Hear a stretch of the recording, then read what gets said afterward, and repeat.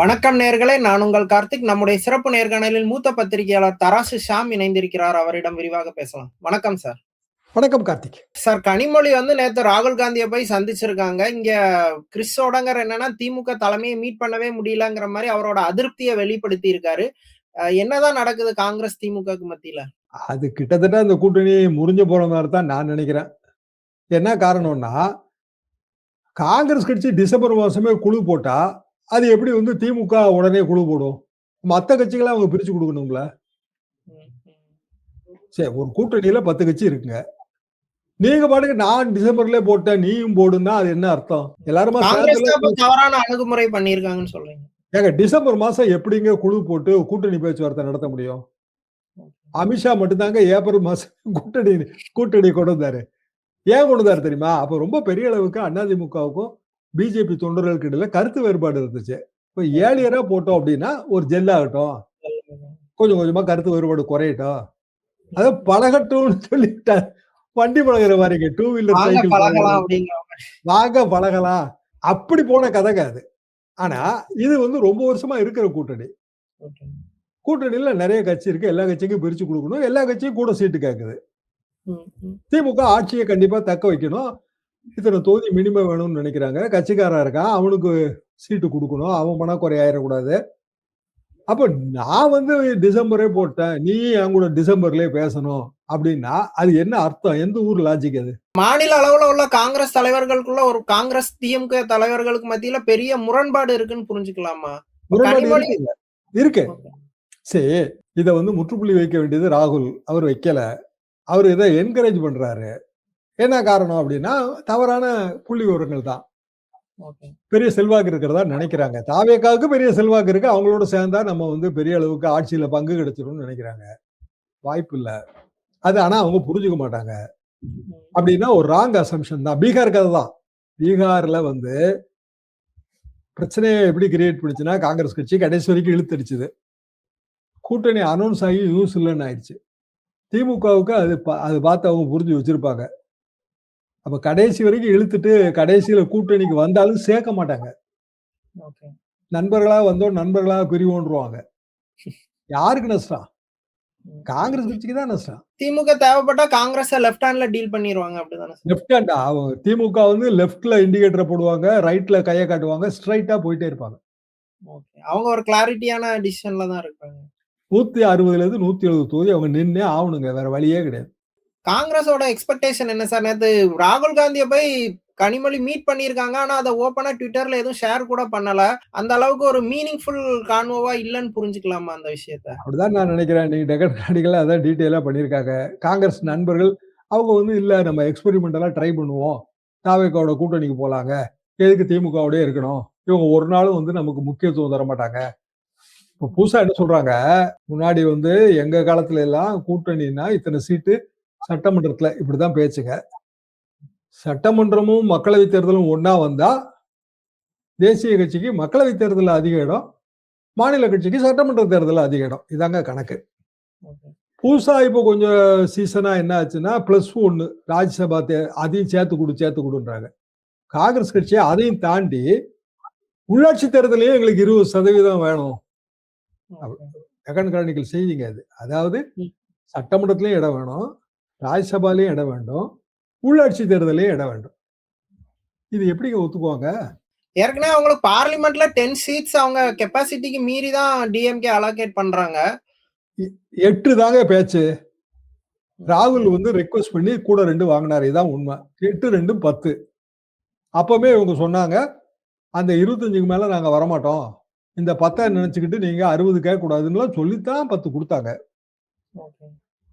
இப்ப எப்படி இவங்களுக்கு 40, உள்ளாட்சி தேர்தலில் 20 அப்படின்னா இப்ப விசிக கேட்காதா, மத்த கட்சி கேட்க மாட்டாங்களா, முஸ்லீம் லீக் கேட்காதா?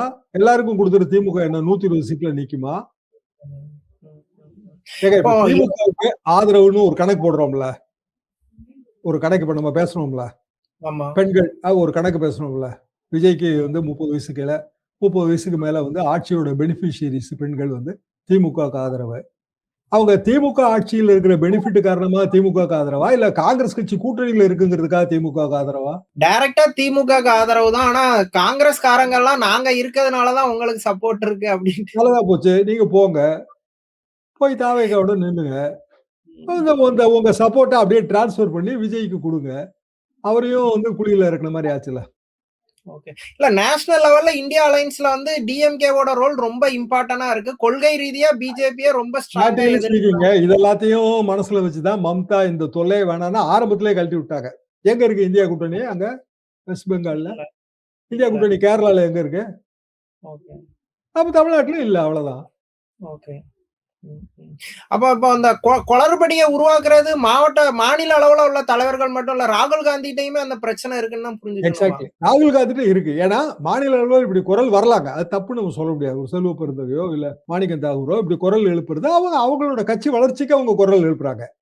ஆனா தலைமை வந்து இல்ல, இப்ப நீங்க இந்த குரல் எழுப்பாதீங்க, 1.25 வருஷத்துக்கு முன்னாடிதான் கூட்டணியா சேர்ந்து 10 சீட்டு ஜெயிச்சிருக்கோம், இது தவறு அப்படின்னு தலையில குட்டி வைக்க வேண்டிய கடமை யாருக்கு இருக்கு? ராகுல் காந்திக்கு தானே இருக்கு. அவர் எப்பவுமே சரியா இல்லைங்க. அதான் அவரோட சிக்கல்.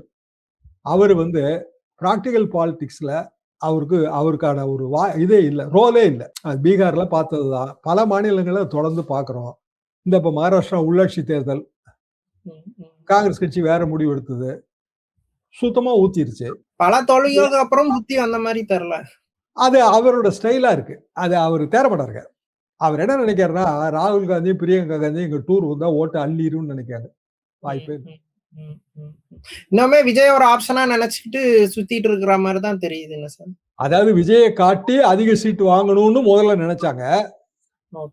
அப்படியே நினைச்சு இப்ப அதுவே உண்மைன்னு அவங்களே உளமாற நம்புறாங்க. விஜய்க்கு 20% வர செய்திகளை அவங்க உண்மைனே நம்புறாங்க. 20% 22% வர்ற செய்தி எல்லாம் உண்மைன்னு நினைக்கிறாங்க. இதெல்லாம் எப்படி வரும்னு எனக்கு தெரியுங்க. 89ல எல்லாம் நாங்க முதல் சர்வே இன்ட்ரோ பண்ணும்போது ஜனங்கள்லாம் உண்மையை சொல்லிட்டு இருந்தாங்க. யாருக்கு ஓட்டு போடுவீங்கன்னு கேட்டா, தம்பி இந்த மாதிரி சர்வே எல்லாம் அப்ப புதுசா இருந்துச்சுங்க. இப்பெல்லாம் வந்து 40 வருஷம் கழிச்சு சர்வேனா ஜனங்க வந்து மாத்தி சொல்றாங்க. சரியான பதில் மக்கள்கிட்ட வர்றது இல்ல. நம்ம எடுக்க முடியலைங்க. அப்படின்னா அது போக இன்னொரு பெரிய ப்ராப்ளம் எஸ்ஐஆருங்க. எஸ்ஐஆருக்கு பிறகு நமக்கு வந்து வாக்காளர் பட்டியல் போடுவாங்க பாத்தீங்களா, அதுக்கு பிறகு எடுக்கிற சர்வே தான் உருப்படியான சர்வே.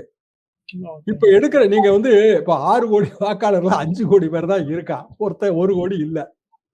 உங்க சர்வேல ரெஸ்பாண்டா இல்லாத வாக்காளர்கிட்ட கேட்டிருந்தீங்கன்னு வைங்க, நமக்கு எப்படி தெரியும்?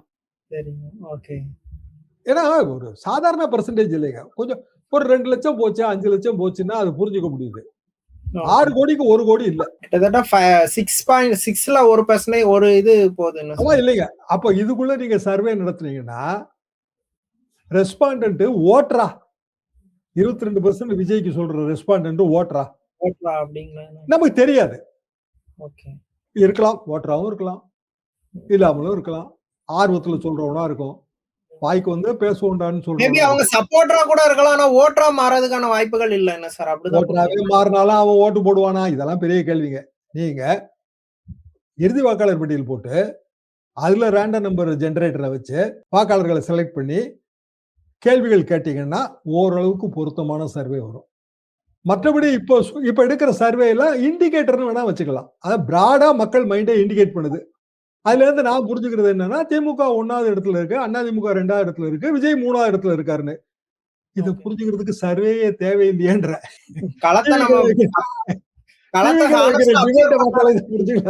இதுக்கு எதுக்கு சர்வே செலவு பண்ணி தினந்தோறும் டிவியில வந்து எல்லாமே பொது ஒளிக்கு வந்து பயங்கரமா சர்ஃப் போட்டு அலசுன்னு அலசுறாங்க. ராத்திரி பஞ்சாயத்து நடக்கு. அத கேட்டாலே உங்களுக்கு புரிஞ்சு போயிருமே எதுக்கு சர்வே. சர்வேனா ஸ்பெசிபிக்கா நீங்க பின் பாயிண்ட் பண்ணணும் இல்லையா? தினமலர் சாணக்கியா சர்வே பாத்தீங்கன்னா அது அதிமுக பிஜேபி சர்வேயா இருக்கும். இல்ல அதுல கூட விஜய்க்கு 22% 3வது இடத்துல விஜய் இருக்காரு எல்லா சர்வேலயும்.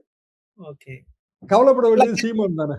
தேர்ட் பிளேஸ் ஓகே, ஆனா அது ஒரு 10%ங்கிற வரைக்கும் ஓகே. 25 வரைக்கும் வருங்க. 25க்குலாம் வாய்ப்பு இல்லைங்க. 20% வந்தா எல்லா தொகுதியிலும் டெபாசிட் வாங்கணும். அதுக்கான பாசிபிலிட்டியே கிடையாது. எனக்கு தெரிஞ்ச அது இல்ல. அவர் வெறுமனே பிரஸ் மீட் மட்டுமே குடுத்து காலத்த ஓட்டலாம் அப்டின்ட்டு முடிவு பண்ணிட்டாரான்னு தெரியல. உண்மையாவே ரொம்ப சரியா சொல்றீங்க. அவரு இப்போ வந்து ஒரு மீடியா டைகர் மாரி ஆயிட்டாரு. அதாவது பேப்பர் டைகர்ம்போம் அந்த காலத்துல. காகித புலி. இந்த காகித புலி எப்பவுமே பிரஸ் மீட் போட்டுக்கிட்டே இருக்கும். பத்திரிக்கையில பேர் வந்துகிட்டே இருக்கும். தீபாவளி வாழ்த்து, பொங்கல் வாழ்த்து சொல்லுவாங்க. அத தாண்டி அவங்களுக்கு வேற எந்த மெரிட்டும் கிடையாதுங்க. ஓபிஎஸ் ஓபிஎஸோட இப்ப யாருமே இல்ல. ம், ம். அவருக்கு 3 சீட், 4 சீட் குடுத்தாலும் புது ஆட்கள் தாங்க நிறுத்த முடியும். எடுக்க முடியும். அந்த பிரஸ் மீட் பெரியகுளம் பிரஸ் மீட்ல அவர் பின்னாடி உட்கார்ந்திருந்தவங்கள பார்த்தா உண்மையிலே யாருன்னே தெரியலங்க. 1, 2 பேர் தெரிஞ்சது அவ்வளவுதான். தனி சின்னத்துல நின்னாலும் அது ஆப்போசிட் பார்ட்டிக்கு தான் அது பெனிஃபிட்டாவும் போய் முடியும். இப்போ சுயேட்சை சின்னம்னு வச்சுக்கங்க. தனி சின்னம். ஒரு 3 தொகுதி, 4 தொகுதி தரோம். அந்த இடத்துல உதயசூரியன் நிறுத்திருவாங்கல்ல டபக்குன்னு. ஆமா. சரி, சின்னத்துக்கு ஒரு விசிபிலிட்டியும், ஒரு மகிமையும் இருக்கா இல்லையா? இருக்கு. உதயசூரியனும் ரெட்டையிலையும் போட்டி போடும்போது, ரெட்டையிலைக்கு ஈக்குவல் சான்ஸ், உதயசூரியனுக்கு ஈக்குவல் சான்ஸ். அதே உதயசூரியனும், பலாப்பழமும் போட்டி போடுதுன்னு வைங்க. யாருக்கு சான்ஸ் அதிகம்? உதயசூரியனுக்கு தான் வாய்ப்பு அதிகம். நேச்சுரலி. பலாப்பழமும் ரெட்டையிலையும் போட்டி போடுறதுனால ரெட்டையிலைக்கு தான் வாய்ப்பு அதிகமாகும். வாய்ப்பு அதிகம். டிடியோட பிரச்சனை என்னங்க? டிடியோட பிரச்சனையே தாவேகாவுக்கு போயிருந்தாருன்னா, கேடர் எழுச்சிருக்கும். அதாவது கீழ வந்து புதுசா புது யங் பிளட் வந்து சேர்ந்திருப்பாங்க. விஜய் ஆதரவு மனப்பான்மை உள்ளவங்க. அது வந்து டிடிவிக்கு லாபமா இருந்திருக்கும். இப்போ பழைய செட் தான். அதாவது பழைய அதிமுக வேலை பார்க்கணும். அதே மாரி அவங்க கேடர்ஸ் வேலை பார்ப்பாங்க. அமமுக கேடர்ஸ். எல்லாமே ஓல்டு டயர்டுங்க. ரூவாயே கிடையாது யார்ட்டயும். ஆனா டிடிவி தினகரன் வந்து ஒரு லெவலுக்கு மீறி ஏடிஎம்கே பெர்சனாவே பேசுறாரு. அந்த அளவுக்கு எடப்பாடியோட அவர் ஜெல் ஆயிட்டாரா? இல்லங்க அவரு தலைவர்கள் கை குலுக்கிக்குவாங்கங்க. அது நான் எத்தனையோ கூட்டணியில பார்த்திருக்கேன். ஆனா அது வந்து ரிசல்ட் குடுக்காது. என்ன காரணம்னா, கீழ வந்து வேலை பார்க்க ஆளே இருக்காது. இப்போ டிடிவி வந்ததுக்கு அப்புறம் அவங்க ஆட்சிய பிடிச்சிட்ட லெவலுக்கு ஒரு மாரி ஏடிஎம்கே வந்து ரொம்ப ஹாப்பி மைண்ட்ல இருக்காங்க. உண்மையிலே ஃபீல்ட் அவ்ளோ பாசிட்டிவா இருக்கா ஏடிஎம்கேக்கு? ஏங்க நேத்தோ என்னமோ தாங்க இந்தியா டுடே ஓட்டர் சர்வே வந்திருந்ததுங்க. திமுக அணிக்கும் அதிமுக அணிக்கும் இடையில 12% 10% டிஃபரன்ஸ் காட்டுறாங்க அவங்க. திமுக அணி 10% 12% டிஃபரண்ட் காட்டுறாங்க. ஆமா 12% டிஃபரன்ஸ் காட்டுறாங்க. 10% டிஃபரன்ஸ் இருக்கும். என் எஸ்டிமேட் 5, 6% கண்டிப்பா இருக்குங்க. ஓகே. காங்கிரஸ் போனா திமுகவுக்கு லாபம்ங்கிற நிலைமையில இருக்கு. ஓகே. டிஎம்கே ஸ்டில் அந்த பவர்ஃபுல் பொசிஷன்ல அப்பர் ஹேண்ட்ல தான் இருக்குறாங்க. ஒரு கம்பேரிட்டிவ் ஸ்டடி இதுல போட்டிருக்காங்க. டெக்கான் கிரானிக்கல்ல. ஓகே. விமன் ஓட்டர் வந்து அதிமுக விமன் ஓட்டர் பெரும்பாலும் வந்து திமுகவுக்கும் கொஞ்சம் வந்து விஜய்க்கும் போயாச்சு. அதிமுக ஓட் லாஸ் ஆயிருக்கு. குறிப்பா பெண்கள். அதுக்கு என்னென்ன காரணங்கள்னு ஒரு அனலிட்டிக்கல் ஆர்டிகல். ஓகே. சரி, அதிமுக விஜய் பெண்கள் இயல்பான ஆதரவு ஒரு 30 வயசு கீழன்னு வச்சுக்கோங்க. யாருக்கு இருக்கு? அதிமுக விஜய் மட்டும் கம்பேர் பண்ணுங்க. விஜய்க்கு தான் இருக்கு. என்ன காரணம்னா 30 வயசு கீழ இருக்காங்க. கொஞ்சம் யங்கா இருக்காங்க. அவங்க தளபதி விஜய் அண்ணா அதெல்லாம் சொல்லிட்டு இருக்காங்க. ஆக்டிவா தெரியுறாங்க. பணம் இருக்கோ இல்லையோ ஓட்டு போடுவாங்க. அதெல்லாம் வேற விஷயங்க. ஆனா அப்பேரண்டா விஜய்க்கு ஆதரவா தெரியுது. ஓகே. அப்போ இதே கம்பேரிசன்ல திமுக, அதிமுக, விஜய் அப்படி எடுத்தீங்கன்னா ஒரு 30 வயசு கொஞ்சம் மேல இருக்கிற பெண்கள் திமுகவோட பல ஸ்கீம்ஸ்ல பெனிஃபிட் ஆனவங்க ஆட்சிக்கு ஆதரவா இருப்பாங்கல்ல. ஆமா. இப்ப அதிமுக என்னாச்சுன்னு நான் கேக்குறேன். அதாவது இந்த பக்கம் பார்த்தா வயசு கம்மியா இருக்கவங்க விஜய். அந்த பக்கம் பார்த்தா வயசு கூடங்க ஆட்சியில எங்களுக்கு பெனிஃபிட் இருக்கு. நாங்க வந்து பஸ் பயணம் போயிட்டு இருக்கோம். அப்புறம் வந்து 1000 ரூபாய் பணம் வந்துட்டு இருக்குன்னு சொல்றவங்க திமுக. 2 தரப்புலயும் அடி வாங்குறது அதிமுக தானேன்றாங்க. ஆனா அதிமுகவோட அடிப்படை ஓட்டு வங்கி இல்லையா அது? ஆனா இந்த ரியாலிட்டி அதிமுகவுக்கோ இல்ல பாஜகவுக்கோ தெரியுமா இல்ல தெரியாத மாதிரி இருக்கிறாங்களா? பாஜகவுக்கு தெரியுமான்னு சந்தேகம். அதிமுகவுக்கு நிச்சயமா தெரியும். ஓகே. ஊர்கள்ல தான் தெரியுதுங்களாங்க. அது எப்படி தெரியாம இருக்கும்? ஃபீல்ட்ல தெரியுது. ஓப்பனாவே தெரியுது. அதிமுகவோட இளம்பெண்கள் பாசறை அந்த இளைஞர் பாசறை இளம்பெண்கள் பாசறையே கொஞ்சம் டல்லா தான் இருக்கு. Okay sir. தமிழ்நாடு அரசியல் குறித்து பல விஷயங்களை விரிவா பேசுனீங்க. ரொம்ப நன்றி.